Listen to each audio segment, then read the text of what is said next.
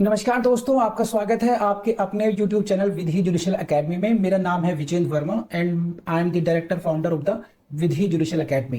We provide coaching for the judicial services exams, and through this video we are trying to reach out you to provide you full professional exam oriented coaching for the judicial services, and that is free of cost. Let's start the section number 13 of the Hindu Marriage Act, and this lecture will be in several parts. You must watch each part. Now let's start the class. Now grounds हम समझ चुके हैं. Now come to next part. This is 13b का 2. On the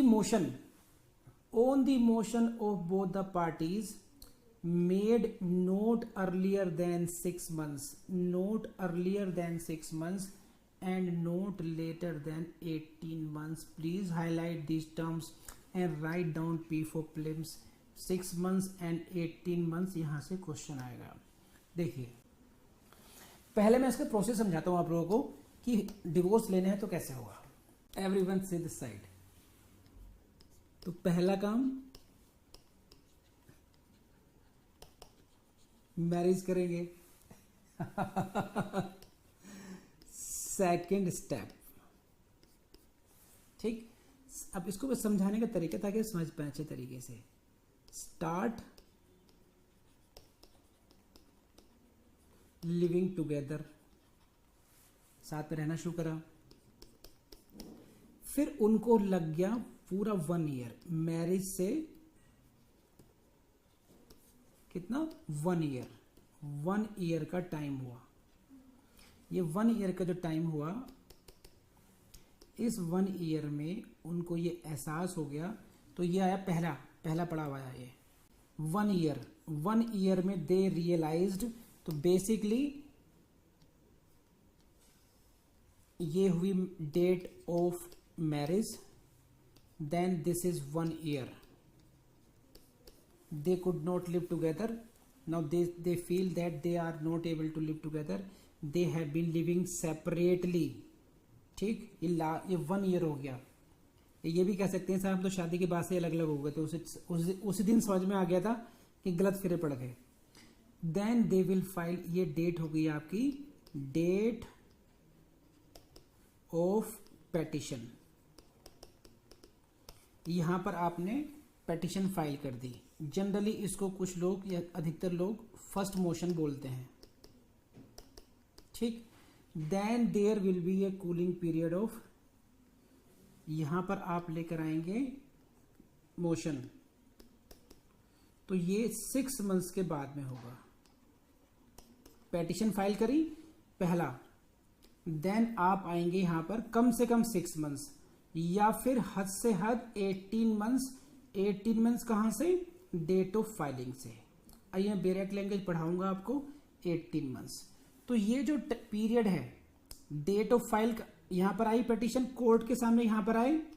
फिर 6 महीने का court ने आपको टाइम दिया. विचार करो ढंग से, रह पाओगे नहीं रह पाओगे. उसके बाद में आप 6 दिन गिनते रहे और जैसे ही 6 महीने पूरे हो गए आप फिर से कोर्ट के सामने आ गए मोशन के साथ में. और फिर आपको यहां से मिलेगा सर्टिफिकेट ऑफ डिवोर्स. समझ में बताई. तो इसको ध्यान में रखते हुए इसको पढ़िए आप लोग. आप 13(2) को पढ़िए अच्छे तरीके से. On the motion of both the parties. देखो मोशन किसका? On the motion of both the parties. इससे पहले क्या था? यहां पे नाम क्या दिया था? Petition. Petition may be presented to the district court by both parties. दोनों पार्टीज ने क्या फाइल की? पेटिशन फाइल की. कहां फाइल की? डिस्ट्रिक्ट कोर्ट में फाइल की.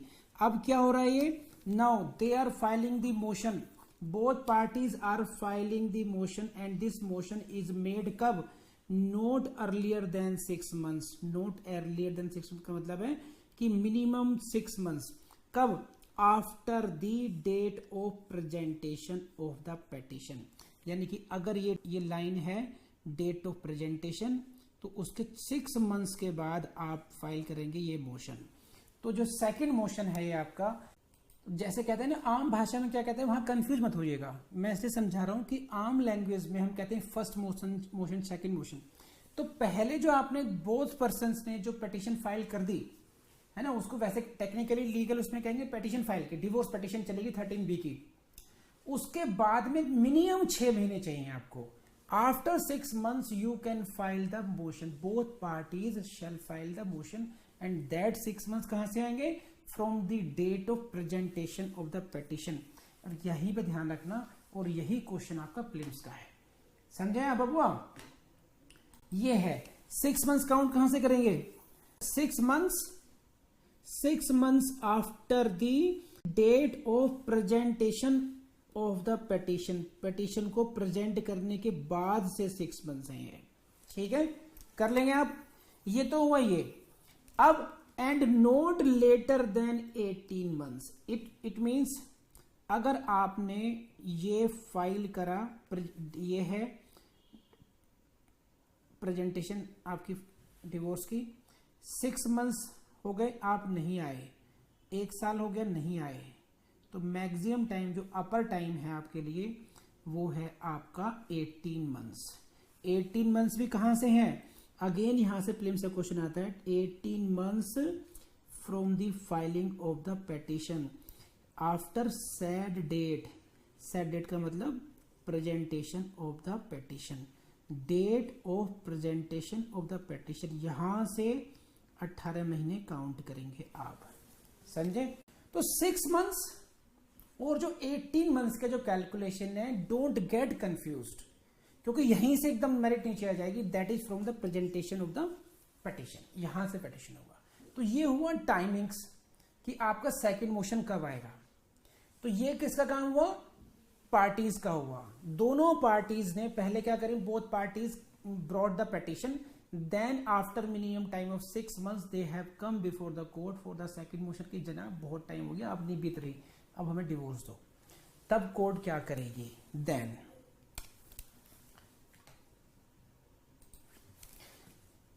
If the petition is not withdrawn in the mean time the court shall on being satisfied that marriage has been solemnised, क्या विवाह हुआ था, and the averments in the petition are true. ये बात ध्यान रखना। This is the first satisfaction that marriage has been solemnised, this is the second satisfaction that averments in the petition are true. तो court के सामने क्या होगा? Court will satisfy itself, court खुद को संतुष्ट करेगी। कोर्ट को सेटिस्फैक्शन होना जरूरी है 2 grounds पे। Number 1, court will see the proof of the marriage, इसलिए 13B की जो एप्लीकेशन है उसमें proper proof of the marriage जाता है कि हाँ वाकई में शादी हुई थी। तो एक तो ये हुआ कि वाकई में शादी हुई थी। दूसरी बात, जो एवरमेंट्स हैं जिसमें आपने कह रहे हैं कि हमारी आपस में बन नहीं पा रही है, उस सबको जानने की कोशिश करेगी कि हाँ वाकई में सही है। तो अगर इन दोनों पॉइंट्स का सेटिस्फेक्शन हो गया, और वो कैसे होगा? चलिए ऐसे मानते हैं पहले कि अगर सेटिस्फेक्शन हो गया तब क्या होगा? कोर्ट को, कोर्ट क्या करेगी? Court shall pass a decree of divorce declaring the marriage to be dissolved with effect from the date of decree. P for prelims. Again यहां से क्वेश्चन बनता है आपका कि जो आपके जो डिवोर्स कौन सी डेट से इफेक्ट होगा? जो डिक्री की डेट होगी, डेट ऑफ डिक्री से डिवोर्स इफेक्टिव हो जाएगा। अब नेक्स्ट पॉइंट जो मैंने स्किप किया था कि कोर्ट का सेटिस्फेक्शन कैसे होगा, वो लाइनें कौन सी है? How the court will satisfy itself, you please read again this direct. After hearing the parties and after making such inquiry as it thinks fit. तो court on being satisfied, इसको ऐसे पढ़ सकते हैं हम लोग, on being satisfied कैसे? On being satisfied after hearing the parties and such inquiry as it thinks fit. तो court will hear the parties, what you had to say, then the court may make the inquiries.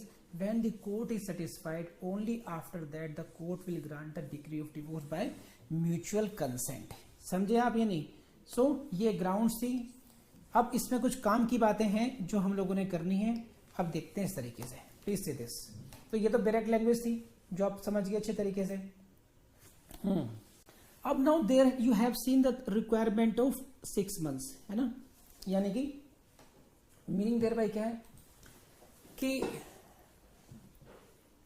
Devdas की शादी हुई पारो से, ठीक, और वो बनी नहीं, उसके लिए लगा दिया 13B। अब बनेगी कैसे? मन में तो चंद्रमुखी बसी हुई है। अब चंद्रमुखी के पिताजी कह रहे हैं कि बेटा अगर शादी करनी है तो फटाफट इसी महीने करो, है ना। अब देवदास कह रहा है कि प्रभु 6 महीने का टाइम दे दो, डिवोर्स के लिए हमने अप्लाई कर दिया है। We have applied, we have moved an application under section 13B। I and Paro are going to take divorce, this is the proof. Copy ये है, 6 मंथ्स का टाइम है। लेकिन चंद्रमुखी के पिताजी नहीं चाहते हैं, चंद्रमुखी के पिताजी ने यही पेज बढ़ा दिया, समझे, कि भैया 6 महीने का टाइम नहीं मिलेगा, शादी करनी तो अभी करो वरना नहीं होगी। Now the situation has come कि 13B के लिए जो मिनिमम टाइम है, फर्स्ट फाइलिंग ऑफ पेटिशन के बाद में मिनिमम 6 मंथ्स को आपको रुकना पड़ेगा। आपका यह कूलिंग पीरियड है, ये टाइम मिलता है आपको ताकि आप कूल हो जाओ।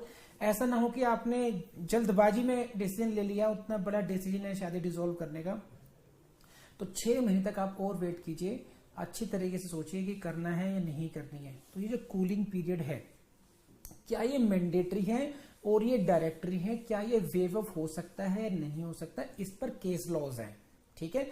और ये आपको जानना जरूरी भी है कि व्हाट अबाउट द 6 मंथ्स, क्या इसके पीछे लीगल एक्चेट लॉ क्या है। तो गो फॉर दैट नाउ।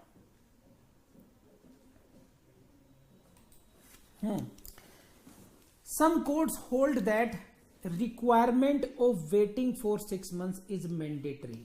कुछ कोर्ट्स का कहना है कि मैंडेटरी है, and some high courts do not share this view. There has been or there is a divergent views. Some says it is mandatory and some says it is mandatory. लेकिन जो trend है that is what to waive the waiting period of 6 months. जो latest trend है वो यही है कि considering the facts and circumstances of the case, ये देखा जाएगा।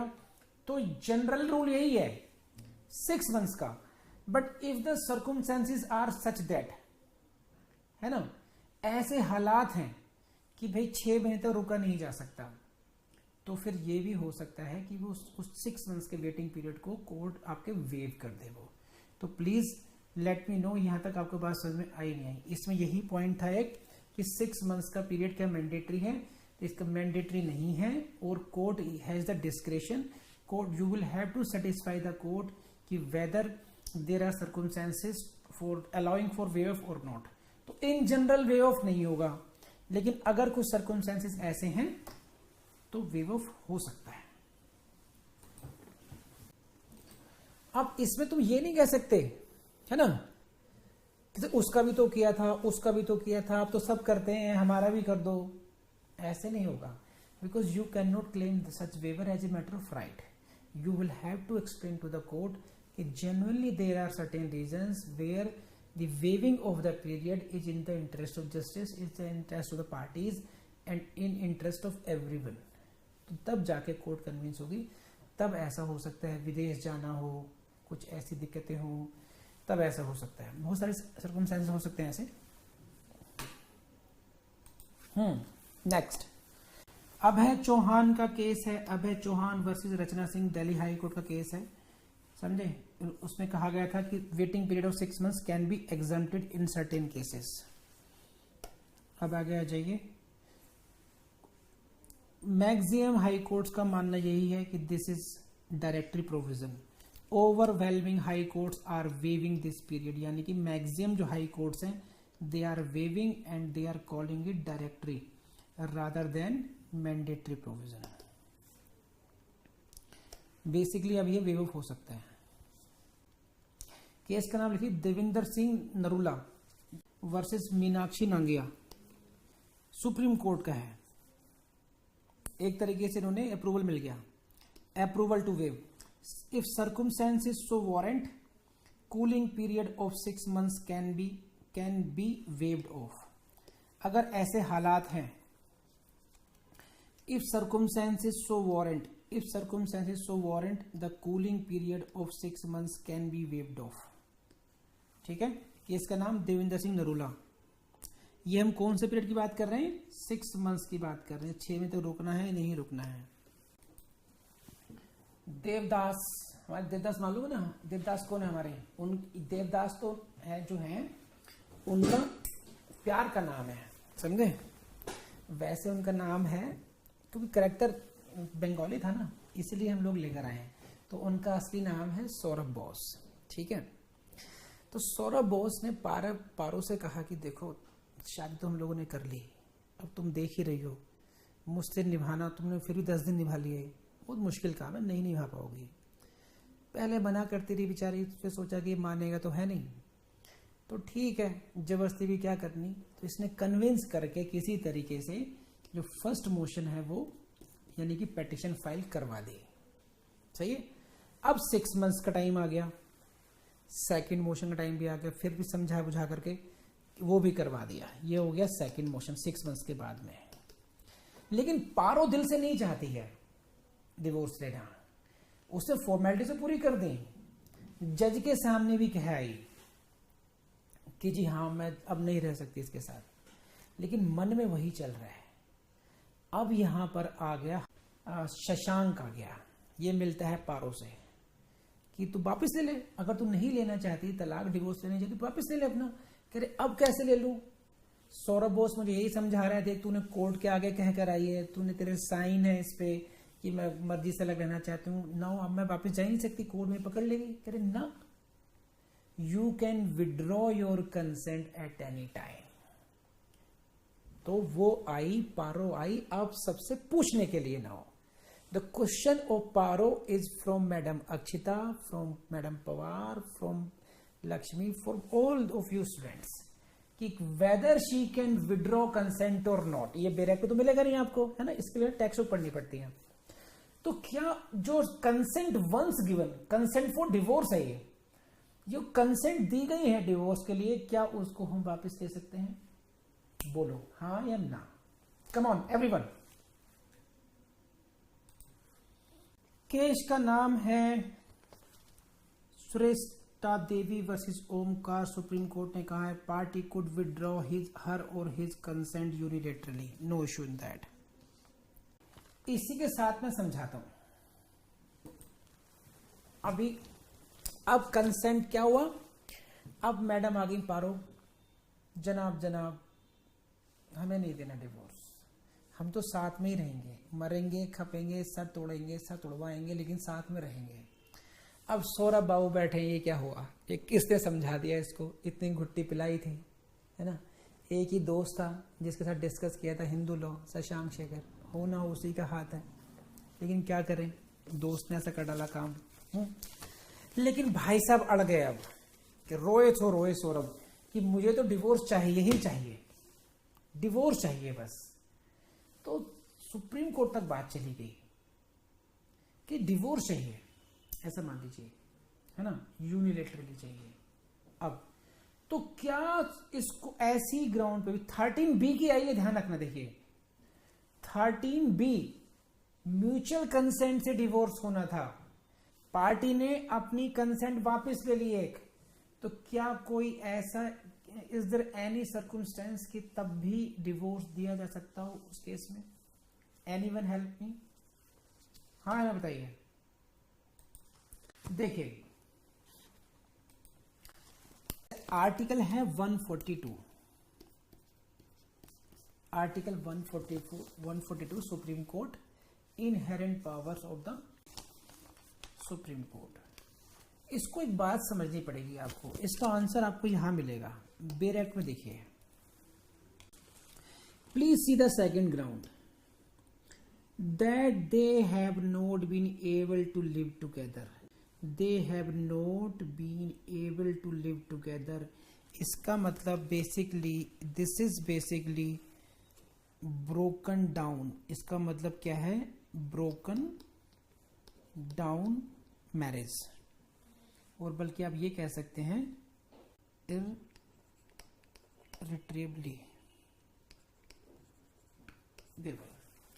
Means these are the such cases. तो जो कंसेंट जो 13B है, 13B बेसिकली अब क्या कहते हैं कि there are no chances of, वहां पर ये नहीं कहना, देखो ध्यान रखो इसमें क्या बात है, बहुत टेक्निकल बात है, ओवरलुक होगी आपसे। आप 3 बातें कहेंगे, बल्कि 4 ऐसे कह लीजिए। हमारी शादी हुई थी, 1 साल से साथ रह नहीं पा रहे हैं, और हम एक साथ रहने में असमर्थ हैं, we are not able to live together, it means our marriage is completely broken down, now it can not be retrieved, इसको हम पुनर्जीवित कर ही नहीं सकते हैं, complete break down of the marriage वाला केस है ये। और थर्ड हम कहते हैं कि we are now mutually agreed to move for the divorce now. अब जो यूनिलेटरल जो कंसेंट वापस ली गई है, थर्ड एलिमेंट उसने वापस लिया है केवल, थर्ड एलिमेंट। इसका मतलब क्या हुआ? पहली बात क्या कही उन्होंने? ये बात कही not have been living separately, ठीक है। और दूसरी बात जो कही, सेकंड जो बात कही, that is very important, have not been able to live together. ये दूसरी बात कही थी, साथ में रहने में समर्थ नहीं है, अब नहीं रह सकते, पॉसिबल ही नहीं है। And they have mutually agreed. Now ये जो विड्रॉल हुआ, कंसेंट का विड्रॉल हुआ, तो नाउ केवल एक ये एलिमेंट मिस हुआ, these two elements are still there. Come on, ये बात समझे नहीं समझे आप लोग? पहले दो एलिमेंट अभी भी सेम रहेंगे कि साथ साथ नहीं रह रहे थे, एक बात, और दूसरी बात कि साथ रहने के लिए पॉसिबिलिटी नहीं थी, they have not been able to live together. बस पहले हम म्यूचुअली एग्रीड कर गए थे आपके सामने, अब म्यूचुअली एग्रीमेंट जो है वो अब डाउटफुल हो गया क्योंकि एक पार्टी ने अपनी कंसेंट को वापस ले लिया। तो court, supreme court in some cases has said that because of this, second जो बात ये है ना, कि they have not been able to live together, it means the marriage है इज ब्रोकन डाउन, खत्म हो चुकी है मैरिज। तो भले ही तुम मना कर रही हो आप पारो, लेकिन हम तो डिवोर्स देंगे, and we will use our special powers, we will use our inherent powers to grant this. Come on, बात समझ में आई? तो डिस्पाइट यूनिलेटरल, ऐसा नहीं है कि यूनिलेटरल अगर कंसेंट वापस हो गई, ले ली, विड्रॉ कर ली, तो कभी डिवोर्स होगा ही नहीं। If the circumstances are such, तो in that case it is also a possibility that divorce can be granted even in such cases. Come on, case का नाम है Ashok Hurra versus Rupa. Ashok Hurra versus Rupa. In this case, divorce was granted even though the wife had unilaterally withdrawn the consent as marriage was found to be irretrievably broken down. कौन सा case? Ashok Hurra versus, ठीक है। तो ये case आपका ज्वलंत उदाहरण है इस बात का। Wife had unilaterally withdrawn the consent. Despite that, divorce was granted. समझे आप? रवि भैया जी का क्वेश्चन है, रवि वर्मा साहब कहना है, what is the general rule if one of the spouse withdraws consent? देखो, consent is required, consent is required, तो जनरल तो होगा ही, डिवोर्स पे नहीं मिलेगा, इस ग्राउंड पे नहीं मिलेगा, म्यूचुअल कंसेंट का तो बेस ही खत्म हो गया वो, है ना। लेकिन circumstances if are such that, जैसे बात कर रहा हूं, तो ऐसे भी केस लॉज आपके सामने मैंने दिखाए अभी आपके, कि वो तब भी यूनिलेटरी विड्रॉल के बाद में भी डिवोर्स मिल गया है इसमें, ठीक है रवि। एक्सेप्शन है सारे ये। अब क्वेश्चन और है, आगे बढ़ते हैं कि जो विड्रॉल ऑफ द कंसेंट है, एक नेक्स्ट पॉइंट क्या है कि जो कंसेंट विड्रॉ करने का टाइम है मेरे पास कब तक है? पहले पिटीशन फाइल कर दी, क्या 6 महीने से पहले कर दूं, या 6 महीने के बाद में जब हमने पिटीशन फाइल करी है उसके बाद में भी कर सकते हैं? तो आंसर इज जब तक कि till the decree is passed. Please see this. Hitesh, case का नाम हितेश भटनागर, दीपा भटनागर। कौन से Bhatnagar? Hitesh and Deepa. Supreme court allowed unilateral withdrawal of the consent by observing that consent of mutual free consent, existence of mutual free consent should be there till decree is pass, जब तक कि decree pass नहीं हो जाती है तब तक mutual consent बनी रहनी चाहिए। समझे? तो ये इसका नेक्स्ट एस्पेक्ट है ना, कि जब तक डिक्री पास ना हो जाए तब तक म्यूचुअल कंसेंट का एलिमेंट बने रहना चाहिए। म्यूचुअल कंसेंट तब तक नहीं कि जब तक सब सेकंड मोशन आया। Mutual consent, the element of mutual consent should be present till the passing of the decree. समझे आप या नहीं? कर लेंगे आप? तो consent can be withdrawn any time before decree of divorce is passed. समझिए कि ये जो टाइम दिया गया है, टाइम दिया हुआ है 18 मंथ्स का, है ना, कहने this time is for the speedy disposal, कि ऐसे मैटर्स को आप 18 मैक्सिमम ड्यूरेशन होगी इसमें खत्म कर दीजिए। इसका मतलब ये नहीं है कि विड्रॉल ऑफ कंसेंट की बात कर देगी। कंसेंट कब तक वापस ले सकते हैं? ये जो टाइम दिया हुआ है 6 मंथ्स का, ये जो टाइम दिया हुआ है 18 मंथ्स का, this is not for the any deadline of taking back the consent. ये कंसेंट को वापस लेने का टाइम नहीं है। ये 6 महीने 18 महीने के जो टाइम पीरियड दिए गए हैं, these are not for withdrawing of the consent. इसका जो पर्पज है वो है स्पीडी डिस्पोजल से, कि ऐसे केसेस का स्पीडी डिस्पोजल हो पाए। और वही लास्ट में अगर विड्रॉ करनी है कंसेंट किसी पार्टी को, तो वो कभी भी कर सकती है जब तक कि डिक्री पास ना हो जाए। बस इसमें यही है। अब 1-2 पॉइंट और काम के वो मैं करा देता हूं आपको। बस एक केस हो रहा है, Ankur Kumar Jain, Supreme Court, mutual consent should subsist till passing of final decree. जब तक कि फाइनल डिक्री नहीं रहती तब तक रहनी चाहिए। Personal appearance of the parties, personal appearance of parties पे देखिए, is personal appearance of the parties must in these proceedings. क्या पर्सनली आना जरूरी है? Answer is, Punjab Haryana court ने क्या कहा है? Punjab and Haryana high court ने कहा है इट इज नॉट नेसेसरी, ये जरूरी नहीं है। Parties can be represented by their duly appointed attorneys, ये प्रेजेंस के बारे में है। और where the court smells fraud, जब कोर्ट को लगे कि फ्रॉड कर रहे हैं ये, then they can ask the parties to appear, कि भाई पार्टीज को बुलाओ। अब तो मस्ट नहीं है, पंजाब एंड हाई कोर्ट का है। बस समझ में आई आपको बात? तो ये एक छोटा सा पॉइंट है कि क्या ऐसे में हम लोग पर्सनल अपीयरेंस जरूरी है। जनरली सामान्यतः तो होती है, क्या कि ताकि जो अननेसेसरी के जो एलिमेंट्स हैं वो समझाना पड़े ही ना। लेकिन ऐसा नहीं है कि साइन को नॉन नहीं है, कि लीगल बाउंडेशन नहीं कि उनका होना ही जरूरी है। पंजाब एंड हरियाणा हाईकोर्ट ने यही कहा है। ठीक है, एक एलिमेंट लास्ट का जो पॉइंट है वो आपको समझाना है, वो बहुत इंटरेस्टिंग है, वो देखते हैं हम लोग। Is decree under this provision appealable और नॉट? क्या कंसेंट, ये जो डिक्री है डिवोर्स की, इसकी अपील हो सकती है? नहीं हो सकती। अपील में क्यों जाता है इंसान?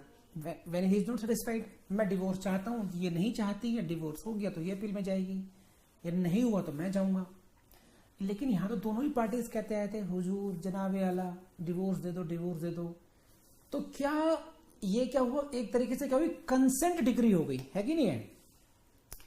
तो क्या इस कंसेंट डिक्री के उसमें अपीलेबल है या नहीं है? ये बहुत इंटरेस्टिंग बात है, और ये प्रीलिम्स का क्वेश्चन भी है, मेंस का क्वेश्चन भी है। कम ऑन एवरीवन, केस का नाम लिख लीजिए, मैं आंसर बताता हूं उसका। Sushma Pramod Taksande versus Pramod Taksande. Sushma Pramod is like a consent decree. ये जो डिक्री है, this is like a consent decree. तो ये आर्ग्यू किया गया कि it should not be appealable, consent decree is not appealable, but it was held that since under section 28 Hindu Marriage Act gives a right to appeal against all original decrees passed under this act by the trial court, it is appealable। समझे? Section 28 पढ़ लीजिए, देख लीजिए उसको एक बार। Section 28 कहता है कि कोई सा भी ऑर्डर पास हो यहाँ पर, जितनी भी ओरिजिनल डिक्री है वो सभी अपीलेबल है। तो कोर्ट ने कहा दो, सीपीसी कहती है कि जो कंसेंट डिक्री है, जो कंसेंट डिक्री है वो अपीलेबल नहीं होती है। तो क्वेश्चन यहाँ पर ये आया कि 13B की डिग्री तो कंसेंट डिग्री है, तो ये भी अपीलेबल नहीं होनी चाहिए। But this is appealable because of section 28 Hindu Marriage act. छोटी सी बात याद रखना। और इसी के साथ हमने कर लिया divorce by mutual consent as well.